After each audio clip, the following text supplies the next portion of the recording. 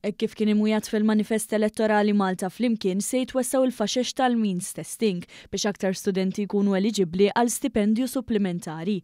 Tant ħabbar waqt żjara li għamel il-Ministru għall-Edukazzjoni Clifton Grima fil-Kulleġġ Malti għall-Arti, ix-Xjenza u t-Teknoloġija l-MKAST fejn iltaqa' u tkellem mal-istudenti.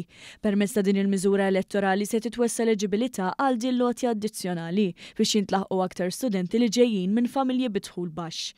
Da minbar li se jkun hemm konsiderazzjoni wkoll għal numru ta' studenti fil-familja li jkunu għaddejjin bl-istudju tagħhom. Din il-miżura li qed titwessa bħalma l-Gvern wessa l-faxex ta' dawk eliġibbli għal mekkaniżmu addizzjonali tal-għoli tal-ħajja se tibda tapplika minn din is-sena akademika stess. Minna se jibbenefikaw aktar minn 300 student.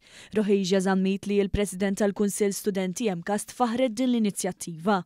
Bħala l-Kunsill Studenti MKAST din narawha inizjattiva tajba ħafna għaliex aħna dejjem qegħdin hemmhekk sabiex ngħinu lill-istudent u l-fatt li ser jkun hemm din l-inizjattiva biex tgħinna nipprogressaw il-qudiem napprezzawha ħafna. Dwar dan tkellem ukoll Horace Lawdi li hu chairperson tal-Students Maintenance Grants Board u spjega kif din l-inizjattiva kienet parti minn katina ta' inizjattivi biex jiffaċilitaw ħajjet l-istudent.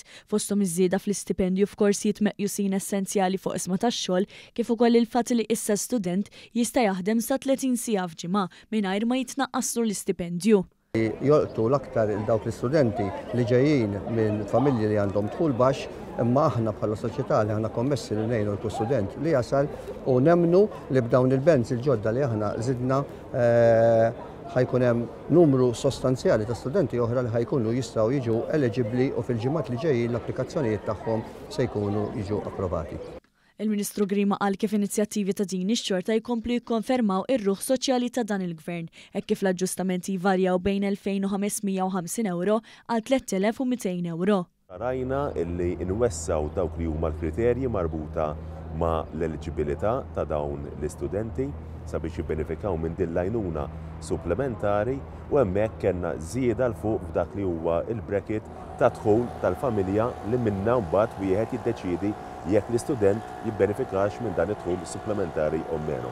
Waqt iż-żjara tiegħu il-Ministru Grima kien akkumpanjat mill-Prinċipalu Kap Eżekuttiv tal-MKAST, il-Professur James Joaquim Calleja.